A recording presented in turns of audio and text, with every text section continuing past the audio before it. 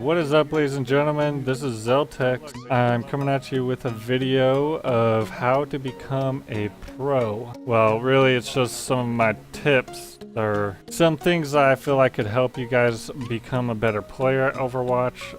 So yeah, let's jump into it. So I have 3 sections to talk to you guys with. The first one is team composition. Now, team composition is going to be a really important one. Number 2 is communication. As we all know, communication is well overplayed in this game of being a super important factor to it, which there's a reason for it. And for number 3, it is ultimate control. So first off, now team composition, you need to just understand which heroes work well with other heroes. What is your objective as a team to try and do? What is your goal of what map or game type you're playing?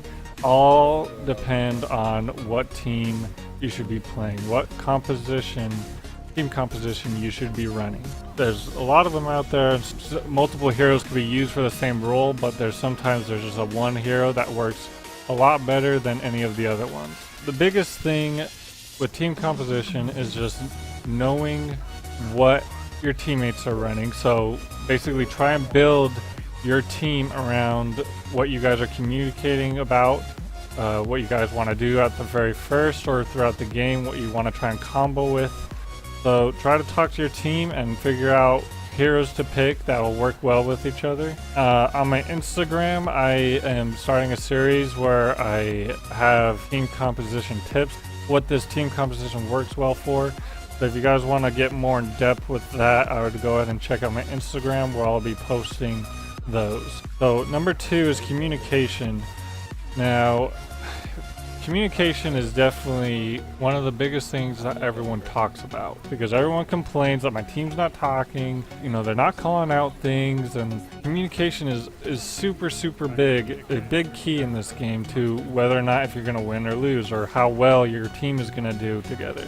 Now, what's the biggest issue that I see with not only competitive, but a lot in quick play, but it also happens a lot in competitive play, is filtering in, which filtering in is just one of the worst things that you could do as a team. Now, filtering in, if some of you guys don't know what I'm talking about, is that you go in basically one at a time. Like maybe 1 or 2 of you guys are way ahead of everyone else, and you guys just die right when you get there because it's just you 2 against a full team of 6. And then your other 4 guys are trying to catch up. By the time they catch up, they're already down 2 people. Your team is already down 2 people because your other 2 players were up too far ahead and died.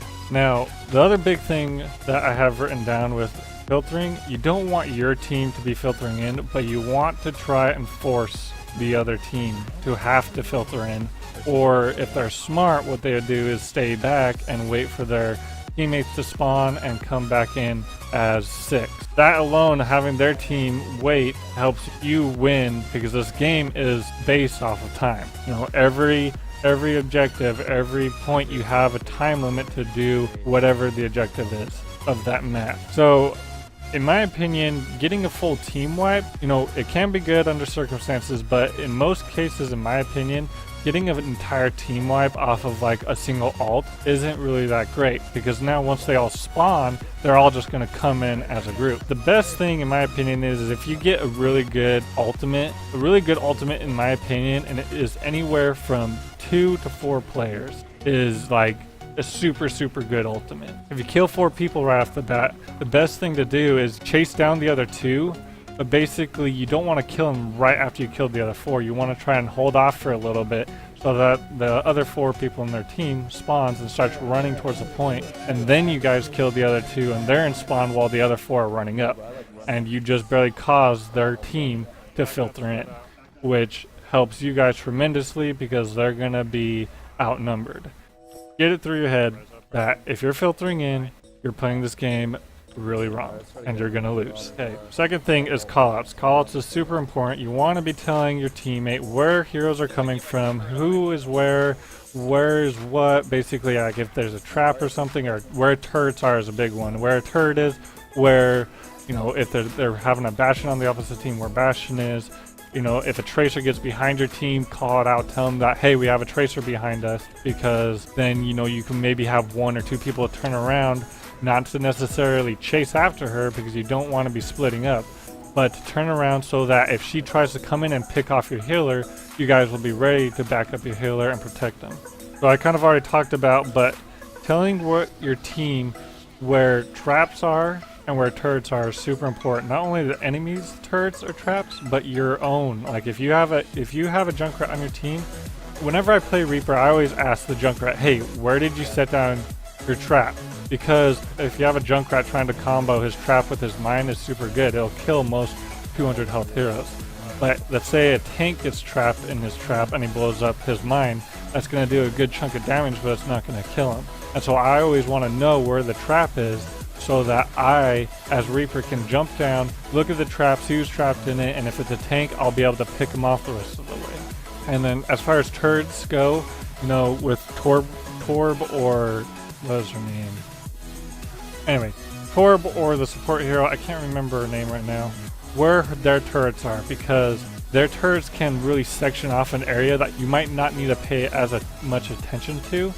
But it's good to know where their turrets are, so that if you hear them going off, you know that enemies are down there and that you need to go, you know, check it out and take out whoever's over there. Another big point with communication is knowing when ultimates are up, telling your teammates that your ultimate is ready, or asking someone else how far along their ultimates are, because this game is really strongly based around ultimates. So knowing who has what ultimate and letting your teammate know that you have your ultimate is pretty big. So with point number 3, we have ult control. Now ultimate control is something that I see a lot of issues with, and with issues, what I mean is the biggest thing is that people keep their ultimates for too long. They're trying to wait until the perfect moment to use their ultimate. Trust me, if you use an ultimate and you kill 1 person, it is a good ultimate. If you killed 2 or more people, then that ultimate did its job, basically. Because even if you just kill 2 people, you're now facing, or even if you just killed 1 person, you're now facing a 6v5, which is outnumbered by 1, which is good. With more than likely, if you're playing an assault hero and you're doing, if your ultimate does like killed 1 person but did a lot of damage to maybe 1 or 2 other people, more than likely you're going to get another kill. Maybe your ultimate didn't kill him, but your ultimate started the kill. So don't keep your ultimates for too long. Don't wait for that perfect opportunity to use it. Most of the time, if you get your ultimate and you wait a little bit, you will run into that perfect opportunity. What I'm talking about saving it for too long is that your guys' team got completely wiped out, and you had a chance where you could have changed the outcome of that if you would have used your ultimate right there. So just paying attention to maybe, you know, what heroes on your team are alive, or what heroes on their team are dead, or what heroes you need to try and kill to stop their push on their team. It would be a good way to help yourself out with not saving your ultimates, and when is a good time to use that. Okay, the other big point is farming your ultimate.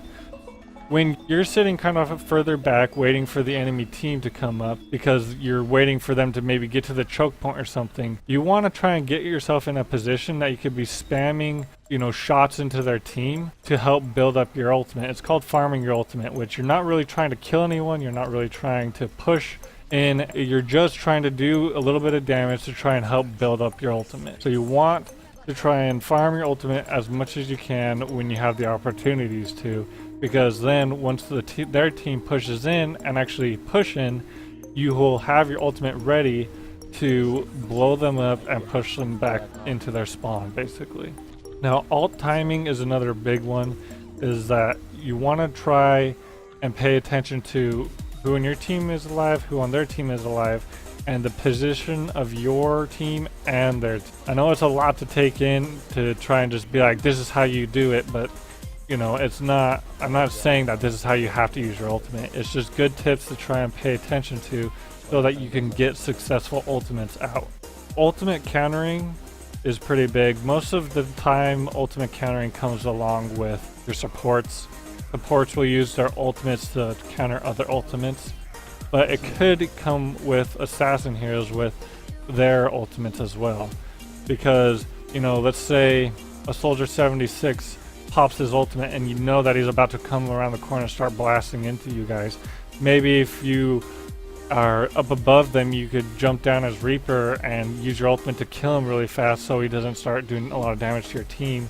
Or maybe, you know, if you're a diva, you could throw your tank back there to explode so that it has to push that soldier back around the corner so that he can't be laying his ultimate into your team. Now, a big issue that I have with my own gameplay is when I use my ultimate, I play a lot of Reaper and a lot of Pharah. Those are the two big heroes that I like to play with because I can usually do very well with them, get kills, and get good wipes with my ultimates. But an issue that I always have with is paying attention to my team's positioning when I use my ultimate. You know, I'll look back, see that my team is grouped up, thinking they're going to come around the corner and start engaging their team, but really they're backing up. And so I jump down as Reaper or Pharah to use my ultimate, and their entire team just turns around and kills me really quick because I'm the only person that their team can see because my other team is kind of retreating. So a way to help out with this is that you need to pay attention to your teammates' health. You know, if they're low or if they're retreating. I know it's, you know, sometimes hard to